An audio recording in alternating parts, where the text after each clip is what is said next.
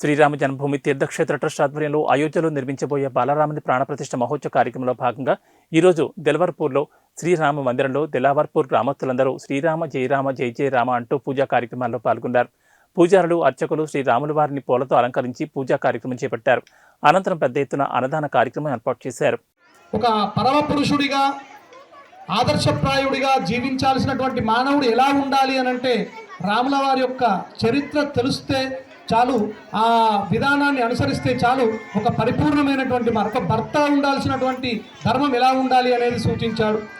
అదేవిధంగా ఒక కొడుకుగా పితృవాక్య పరిపాలన ఎలా చేయాలనేది రాముల వారు మనకు మార్గదర్శనం చేశారు.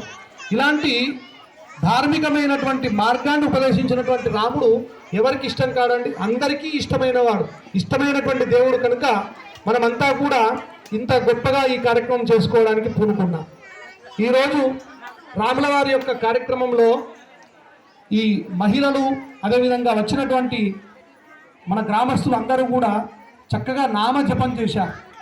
నామానికి అత్యంత ప్రాధాన్యత ఉంటుంది. అందులో రామనామానికి విశేషమైన ప్రాధాన్యత ఉన్నది.